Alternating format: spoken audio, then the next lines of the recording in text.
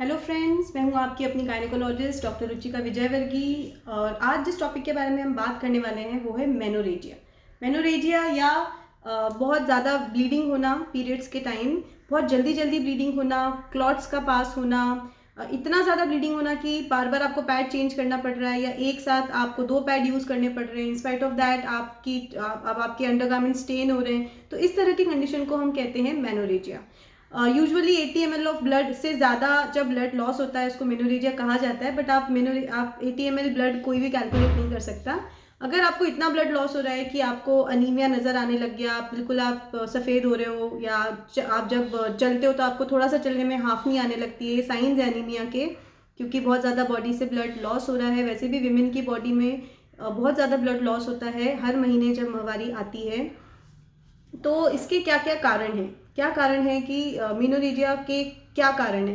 तो इस वीडियो में मैं सारे कारण, उनका एक बेसलाइन ट्रीटमेंट, उनका लाइफस्टाइल मॉडिफिकेशन, ये सब मैं समझाने वाली हूँ। तो ये थोड़ा सा शायद बड़ा हो जाएगा, तो इसको प्लीज़ एंड तक देखिए। अगर आपको इससे रिलेटेड कोई भी प्रॉब्लम है तो आई एम श्योर आपको इसका कोई सोल्यूशन इस वीडियो के थ्रू ज़रूर मिल जाएगा। तो सबसे पहला कॉज जो बहुत ज़्यादा कॉमन है वो है हार्मोनल इम्बैलेंस। महिलाओं के मासिक धर्म को रेगुलराइज करने के लिए बहुत सारे हार्मोन्स का बैलेंस होना ज़रूरी है। वो हार्मोन्स हैं फॉलिकुलर स्टिमुलेटिंग हार्मोन जिसको हम एफएसएच बोलते हैं, ल्यूटिनाइजिंग हार्मोन एलएच जिसका शॉर्ट फॉर्म है, ईस्ट्रोजन, प्रोजेस्ट्रॉन, आपका thyroid hormone, prolactin hormone, adrenal hormone up to some extent जो कॉर्टिसोल रिलीज करता है। तो अगर इसका कभी भी बैलेंस बिगड़ता है तो ऐसे में बॉडी में ईस्ट्रोजन ज़्यादा होगा, प्रोजेस्ट्रॉन कम होगा, बहुत ज़्यादा ब्लीडिंग हो सकती है पेशेंट को, थायराइड की कमी की वजह से भी ब्लीडिंग हो सकती है, हाइपो में भी हो सकती है, हाइपरथायराइड में भी हो सकती है। यूजुअली जो प्यूबर्टी के टाइम जो छोटी बच्चियाँ होती हैं जिनकी माहवारी जस्ट शुरू हुई होती है उन लोगों में ये प्रॉब्लम देखी गई है, या जिनकी माहवारी बंद होने वाली होती है, पेरीमेनोपॉजल एज ग्रुप में भी ज़्यादा ब्लीडिंग होना, बार बार ब्लीडिंग होना, एक्सेसिव क्लॉट्स का पास होना, ये जिस तरह की प्रॉब्लम्स देखी गई है। ऐसे पेशेंट्स पे जब सोनोग्राफी कराई जाती है तो अंदर कोई बीमारी नज़र नहीं आती, लेकिन जब इनके हार्मोन्स की हम जांच करते हैं तो पता चलता है कि it is because of imbalance of hormones.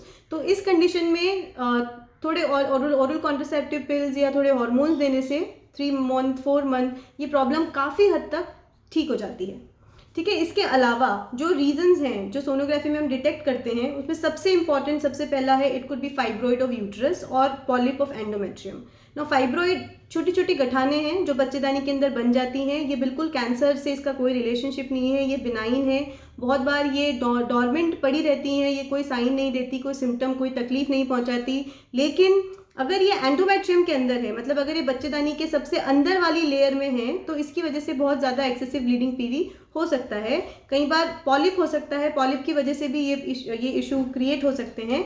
उसके अलावा एंडोमेट्रियोसिस मतलब कि जो एंडोमेट्रियम है, जो बच्चेदानी की अंदर वाली लेयर है, वो उसके अलावा कहीं और भी प्रेजेंट है। जैसे कि वो कहाँ हो सकती है, वो प्रेजेंट हो सकती है ओवरी के अंदर जो चॉकलेट सिस्ट में कन्वर्ट हो जाती है, वो हो सकती है फैलोपियन ट्यूब्स में, वो हो सकती है पेरिटोनियम में, वो हो सकती है यूरिनरी ब्लैडर में, हो सकती है रेक्टम में। इसका मैंने एक सेपरेट वीडियो क्रिएट किया है पूरा एंडोमेट्रियोसिस के बारे में, जिसका लिंक मैं डिस्क्रिप्शन बॉक्स में दे दूंगी। अगर आपको कुछ भी इसके बारे में जानना है तो kindly go and C that video. उसके अलावा एडिनोमायोसिस का मतलब ये होता है कि जो एंडोमेट्रियम के अंदर वाली दीवार है वो ऐसे पेनिट्रेट हो गई है मायोमेट्रियम के अंदर, तो उसका सरफेस एरिया बढ़ चुका है। इस तरह इसमें बहुत ज़्यादा पेनफुल पीरियड्स होते हैं, जैसे एंडोमेट्रियोसिस में होते हैं, प्रेगनेंसी वगैरह नहीं लग पाती, उस तरह एडिनोमायोसिस में भी periods are very painful, they are very heavy, patient has difficulty in conceiving, patient is having so much of उतना ज़्यादा दर्द होता है कि कई बार एडमिशन की भी ज़रूरत पड़ जाती है। तो I have created a separate video on adenomyosis and its management, तो kindly see that video as well. इसके अलावा कई बार ओरल कॉन्ट्रासेप्टिव डिवाइसेस की वजह से भी, जिसको हम कहते हैं कॉपर टी इंसर्शन, उसकी वजह से भी ये प्रॉब्लम हो सकती है। क्योंकि जब कॉपर टी इंसर्ट होती है तो as a result 20% blood loss वैसे भी इंक्रीज हो जाता है। लेकिन कुछ पेशेंट्स को बिल्कुल भी सूट नहीं करती, और ऐसे पेशेंट्स में removal of this copper T is the ultimate solution. उससे उनको काफ़ी राहत आती है, काफ़ी आराम आता है। पर इसका मतलब ये नहीं है कि सबको कॉपर टी नहीं सूट करती। कुछ लोग हैं, कुछ पेशेंट्स हैं जिनके लिए कॉपर टी बहुत बढ़िया काम करती है, लेकिन हाँ कुछ लोग, it depends on your body, कुछ लोगों में नहीं सूट करती। ठीक है। इसके अलावा पेल्विक इन्फ्लेमेटरी डिजीज़ जिसको हम कहते हैं PID, जिसमें बच्चेदानी का साइज़ बढ़ जाता है, उसमें इन्फेक्शन हो जाता है। Along with uterus there are infection in the fallopian tubes also, ovaries also, everywhere. उससे क्या होता है, बच्चेदानी का ब्लड सप्लाई बढ़ जाता है, और जब उसका ब्लड सप्लाई बढ़ता है तो ब्लीडिंग भी एक्सेसिव होती है during the time of periods. ठीक है। इसके अलावा कुछ कॉज हो सकता है कि यूट्राइन ट्यूमर हो या ओवेरियन ट्यूमर हो, या कुछ इस कंडीशन में एक सोनोग्राफी में हमको कोई मास नज़र आ जाएगा, या हमको थिकन एंडोमेट्रियम नज़र आ जाएगी। इसलिए डिपेंड करता है एज क्या है, सोनोग्राफी की रिपोर्ट क्या है, उसी के हिसाब से अपन मैनेजमेंट इसका प्लान कर सकते हैं। DNC अगर एज ज़्यादा है तो क्यूरेटाज हमेशा कराना बहुत अच्छा रहता है, हमेशा करना ही चाहिए। आपको खुद बोलना है अपने डॉक्टर को कि आप एक बार DNC करके देखिए। बहुत सारी कंडीशन में ये थेरेप्यूटिक भी है, मतलब इससे पेशेंट का ब्लीडिंग स्टॉप हो जाता है। और जो हम सैंपल लेते हैं उसको हम लैब में भेजते हैं टेस्टिंग के लिए फॉर हिस्टोपैथोलॉजिकल एग्जामिनेशन, तो उससे हमेशा कैंसर या प्री मैलिग्नेंट स्टेज भी रूल आउट हो जाती है। तो आप इजीली मेडिकल मैनेजमेंट पे जा सकते हो। आपको श्योर हो कि नहीं सर्जिकल मैनेजमेंट की ऐसा कोई ज़रूरत नहीं है, मेडिकल मैनेजमेंट से भी सारा काम चल जाएगा। तो ये हो गया हमारा लाइक द कॉजेज़। कॉम्प्लिकेशंस जो उसके हैं, कॉम्प्लिकेशन में एक तो अनीमिया हो जाएगा पेशेंट को बहुत लेथार्जी फील होगी, उसको ऑब्वियसली कॉन्फिडेंस कम हो जाएगा, बहुत सारी चीज़ें हो सकती है, बहुत तरह से ये कॉम्प्लिकेट हो सकता है।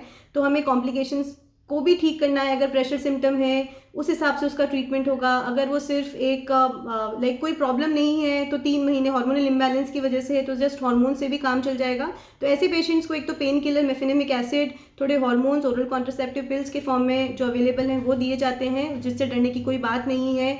क्योंकि आजकल जो 4th जनरेशन ओरल कॉन्ट्रासेप्टिव आए हैं दे आर वेरी सेफ, उनसे एज सच कोई डिफ़िकल्टी, कोई प्रॉब्लम, कोई कॉम्प्लिकेशन एज सच नहीं होता है।